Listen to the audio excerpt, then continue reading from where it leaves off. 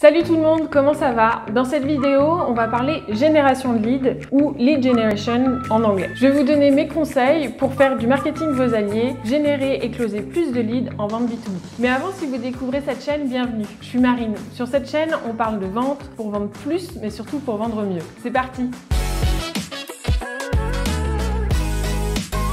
Avant, le marketing et la vente étaient bien séparés et c'est encore un peu le cas aujourd'hui. Le marketing ne sait pas vraiment ce que font les commerciaux et les commerciaux n'ont aucune idée de ce qui se passe dans le département marketing. Or, aujourd'hui, aligner la stratégie marketing avec la stratégie commerciale est un véritable atout pour toutes les entreprises qui veulent avancer plus vite et mieux. Pourquoi? Tout simplement parce qu'avec la digitalisation, les métiers ont vachement changé. Le job du marketeur, c'est d'attirer des leads. On parle d'inbound. Et le job du commercial, c'est de les trouver et évidemment de les closer. On parle plutôt d'outbound. Sauf que si le marketing attire des leads qui ne sont pas qualifiés et qui ne correspondent pas à votre cible, comment est-ce que les commerciaux vont pouvoir les closer? Pour une croissance saine et durable, arrêtons cette espèce de guerre froide entre les deux départements. Place à la coopération et la clarification des objectifs. Le marketing attire, génère et qualifie les leads, tandis que les commerciaux les trouvent et les convertissent. Mais pour ça, il faut d'abord travailler sur sa cible idéale. Qui sont vos clients, leurs comportements, leurs besoins? Travailler en équipe permet à chaque département de développer une stratégie qui a du sens et de se concentrer sur ce qu'ils savent faire de mieux. Ensemble, on comprend mieux nos clients, on cible mieux, on priorise nos actions et nos prospects et on offre une meilleure expérience client. Et pour éviter tous les cafouillages, on mise plutôt sur un process clair,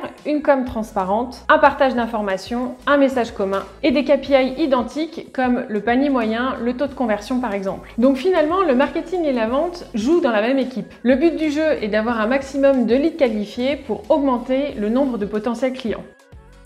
En fonction de votre entreprise, il peut y avoir plusieurs façons de générer des leads. Pour attirer vos clients, vous pouvez payer de la pub sur Facebook, sur Google, sur LinkedIn, bref, sur pas mal de réseaux. Le plus, si vous avez beaucoup d'argent, c'est que ça vous permet quand même d'attirer rapidement des leads qualifiés. Le moins, c'est que ça coûte très cher. Si vous n'avez pas ou peu de budget, vous pouvez faire de l'inbound en misant sur les recommandations, sur du contenu, sur des blogs, bref, sur tout ce qui est contenu mais de qualité. C'est moins cher et gratuit si vous faites le job tout seul, par contre les résultats sont un peu plus longs. Finalement, peu importe la solution que vous voulez utiliser pour faire de l'inbound, l'enjeu majeur est le contenu de qualité. Il faut donc avoir un contenu qui soit pertinent, qui apporte de la valeur et qui réponde à un besoin, avec évidemment un seul call to action qui peut être prendre rendez-vous, télécharger un livre blanc, etc.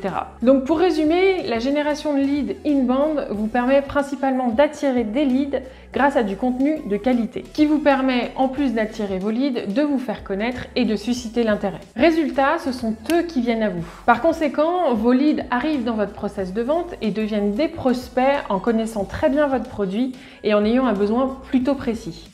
De l'autre côté, il y a l'outbound. Là, vous n'allez pas attirer vos leads, mais vous allez les trouver. Ça passe par de la prospection, du cold emailing, du cold call, des messages que vous pouvez envoyer sur LinkedIn de manière automatisée ou pas. Peu importe le moyen, l'objectif ici est de se différencier par son approche, d'apprendre à vendre sans vendre, à créer du lien. Nous recevons bien trop de messages, d'emails, d'appels, de la prospection dans le dur, où le seul objectif est de vendre. Et ça, les gens en ont marre. En plus, on le sent à des kilomètres, on n'a qu'une envie, c'est de raccrocher, de supprimer l'email ou de ne pas répondre. Alors changeons un peu de posture. Si on change de posture et que notre objectif est d'abord d'apprendre à connaître nos leads, on peut essayer de proposer un échange pour faire connaissance par exemple et éviter tout simplement la montée de cortisol que peut avoir notre interlocuteur en lisant un message de prospection bien trop violent. C'est exactement la même chose pour de l'automatisation. Soyez subtil. N'oubliez pas que derrière chaque écran, il y a un humain comme vous. À moins que vous vendiez des savons sans trop de valeur ajoutée, évitez l'envoi de masse. Misez à fond sur la personnalisation. Surtout si votre solution est chère. Personne n'achètera votre produit sur un message qui a été envoyé à tout le monde. Et si vous êtes une jeune entreprise, baby step. Commencez par la prospection à la main pour sentir le terrain. Évitez de vous attaquer directement à l'automatisation, vous risquez de vous griller auprès de vos clients potentiels. Le message peut être simplement « Hey, salut, j'aime beaucoup ce que tu fais.